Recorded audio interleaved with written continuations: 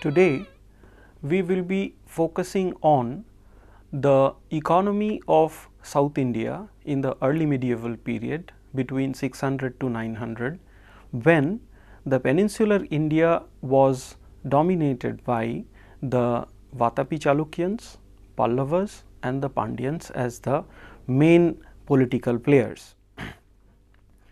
The South Indian economy, as we find, pursued different types of activities which included agriculture, artisanal production as well as trade and trade related financial activities. As it is very clear that agriculture took the lion's share and the state also got the lion's share of its revenue from the land revenue. Now, while discussing the economy, we can first look at the condition of the South Indian historiography.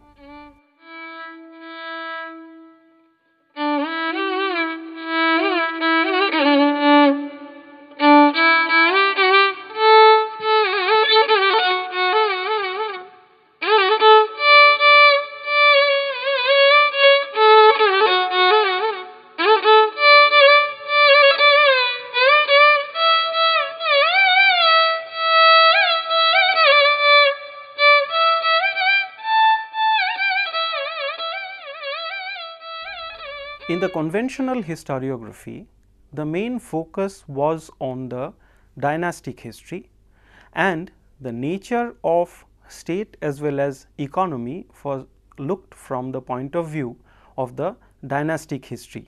Now, this had some benefits, some merits as well as some demerits.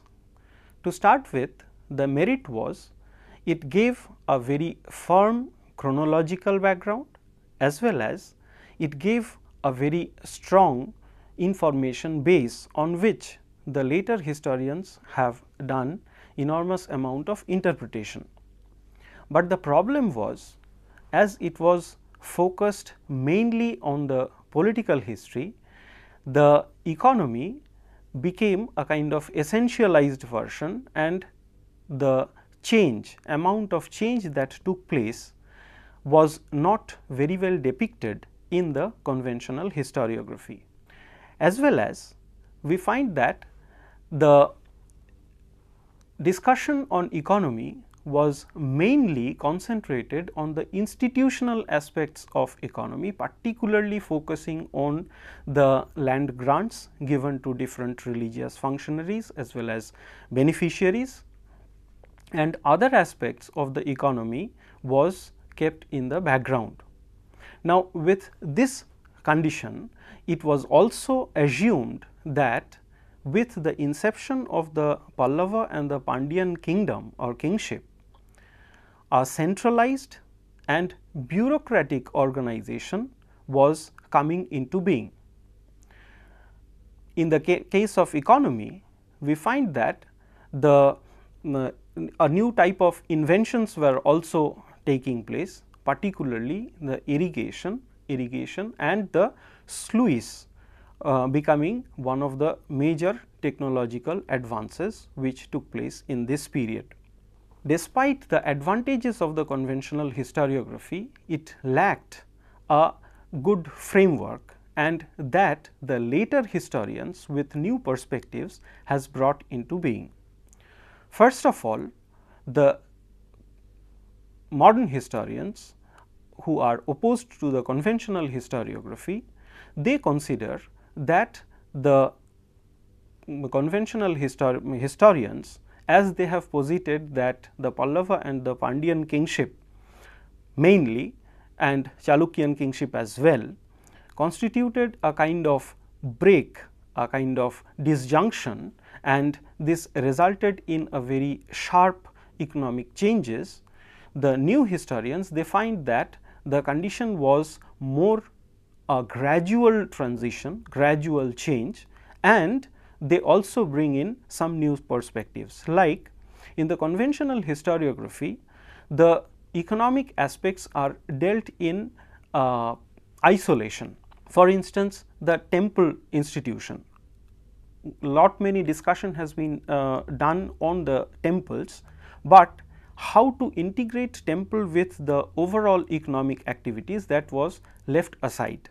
The new historians or the historians from a new perspective, they find that the activities of the temples as well as the religious institutions, they work for a new kind of integration, where the earlier isolated agrarian regions were integrated because of this new activities of the temples, particularly the irrigation aspects and the religious functionaries doing a lot in the case of expansion of irrigation, and this led to the lateral expansion of agriculture, because most of these irrigational works, they were built up in the dry regions, and this led to the wet cultivation, and naturally this led into a larger integration of the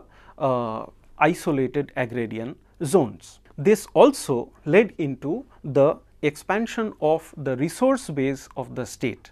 The state, which depended on land revenue, could now very well depend on the increased amount of production, this resulting in the expansion of the resource base. So, from the new perspective, the economic activity saw a kind of expansion, but it was gradual. It was not a very sharp break from the earlier period. In the earlier period, in the Sangam period, in the Tamil speaking region, there were isolated Marudam zones, which were peasant zones. Now, there was the horizontal or lateral expansion of these peasant zones, which were earlier erstwhile non-peasant zones. They were also getting integrated because of the expansion of the agriculture resulting from the irrigational activities, where these religious institutions played a very significant role. As well as opposed to the conventional historiography, the new historians, they argue that it was the new kingship which emerged, and which according to the conventional historiography was very centralized and bureaucratic organization. Compared to the earlier position, these new historians, they are arguing that these institutions, they were much less centralized, and their main focus is on some supralocal organizations like Nadu.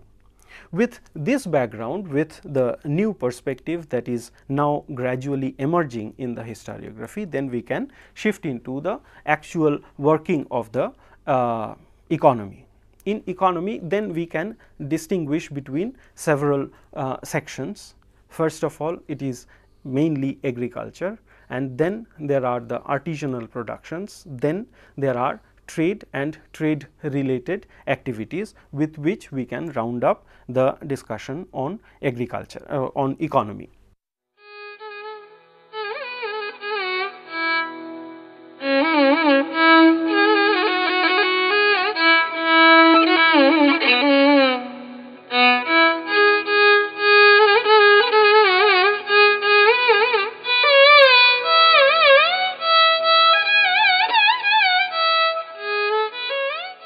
At the very beginning, we should make it clear that because of the rich epigraphical sources, it is mainly, the discussion is mainly focused on the Tamil speaking region.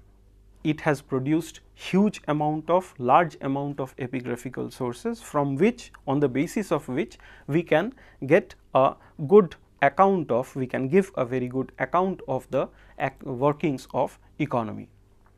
Now, in the case of agriculture, it was village based agriculture that we are speaking of.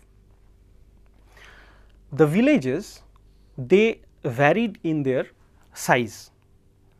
There may be small villages or very big villages comprising of several hamlets and divided into several cherries, that is streets. Now, these villages comprised of the agricultural lands, both dry cultivation and wet cultivation lands. Then there were households, house gardens. Along with that, we have the tanks, which comprised a very important aspect, the why that we will discuss later. Then the village waste, commons, cremation grounds and spaces meant for markets. With this, a village was constituted and it was very well demarcated, and earlier we have seen that very good demarcation marks were given, so that even now we can identify a village if the situation has not very changed very much.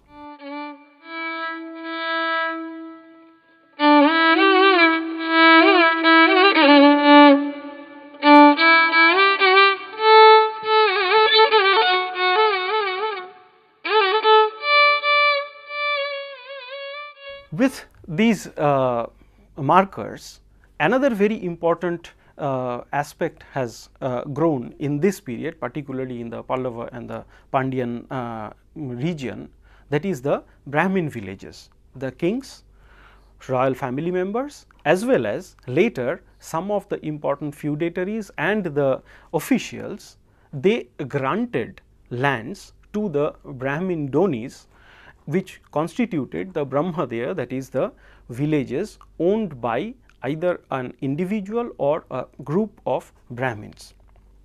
These villages, as they were granted with the Sarvamanya land and they were exempted from payment of revenue that the other villages paid, the normal common villages paid, these villages were generally much well endowed, very rich villages.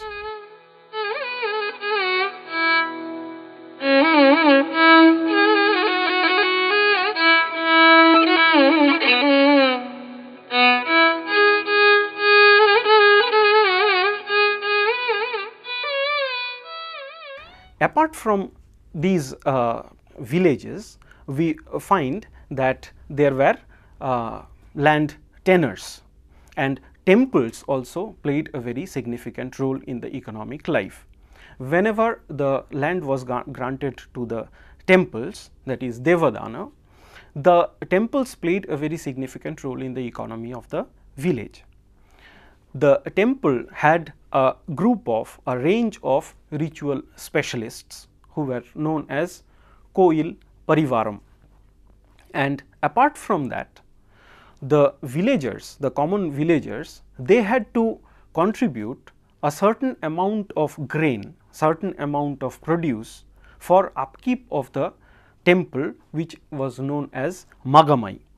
Along with that, during the festival days, special grants were made to the temples, so that the temple could defray the cost of a huge amount of people congregating in the festival days, and the temple had to take charge of feeding these congregating people. So, the temple also had a very significant role in the economy of the village wherever they existed. Apart from these religious functionaries, there were several layers of, several types of land ownership that can be found from the inscriptional evidences.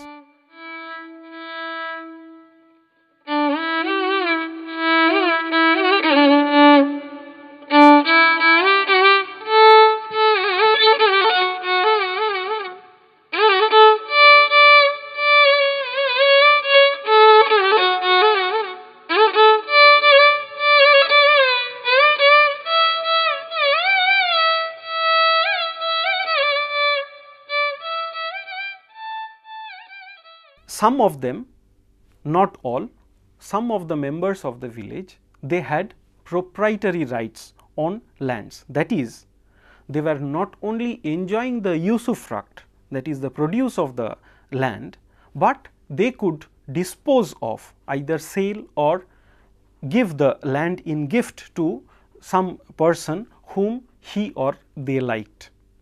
So, there were a group of people who were enjoying the land as their own, they were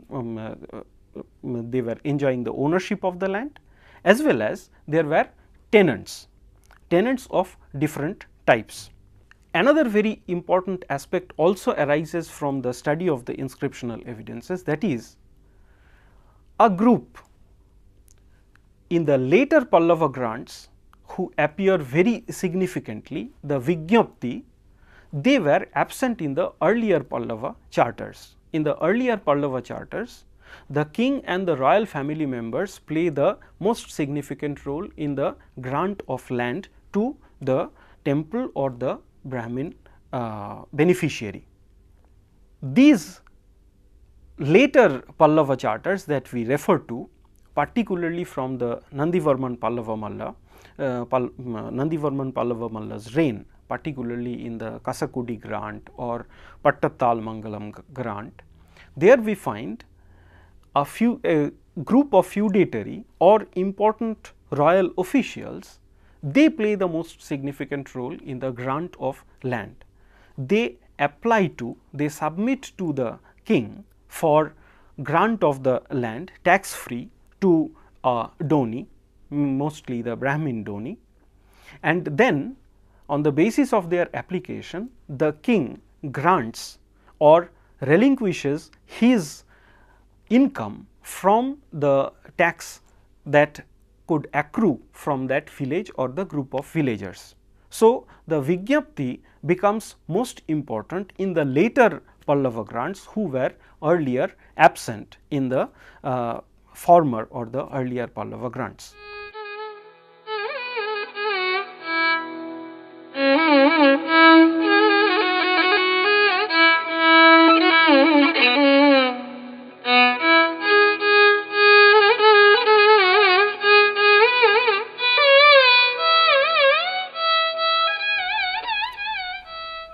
Other type of land ownership or rights to the land is also important.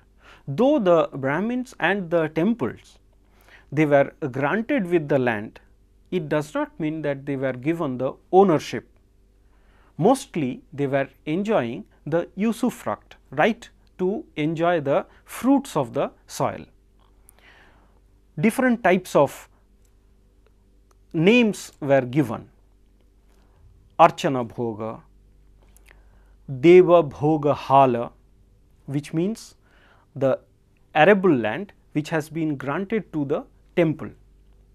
So, it meant that they could enjoy the fruits of the soil, but there is not a single instance where the doni could dispose of the land or the grant as per his or their wish.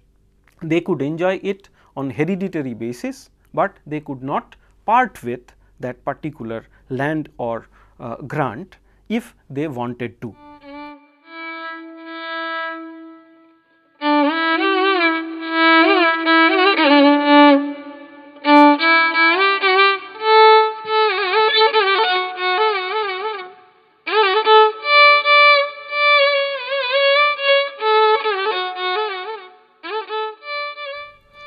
From the Kilputtur inscription of Kampavarman, we also come across different types of tenurial rights. For instance, we come across the term Payal Neelam. Payal means half, Neelam is land, which means the fruits of the soil, the produce could be equally divided, at least in this case, equally divided between the owner and the tenant. Then we have the term like Adai Neelam. Adai Neelam is the king's share, which we are not very sure, because no clear reference to the king's share has been done or the quantification of the king's share has been done. But it seems from the extant treatise that it varied between 1/6 to 1/10. Then we have Karanilam, which means the tenants were periodically shifted. The Donis who enjoyed the Brahmadeya or Devadana, they could not part with their grant, as I have referred already. It is very clear from the term Paradatti, which means that they were granted. It was a grant and it was not a permanent right to the particular land. With this, we come across a layered society where at the very top there were the state functionaries. They had the right, or they could dispose of their soil or part of their income from the soil. Then there was a group of intermediaries that was growing up, particularly in the form of the Vigyapti, or the land owners, the Vellalas, or the very substantial agriculturists that were growing up, a stratum that was growing up, and beneath there were the peasants who actually cultivated the soil. The peasants were known by different names. In Sanskrit, they were known as Kudumbi. In Tamil, they were either known as Kudi, or sometimes they were known as Kudi Makkal. In one instance, we find reference to Ahambadi Udayan, which also would mean a kind of peasants who cultivated the soil. So, it was a layered society, and this society was coming into being.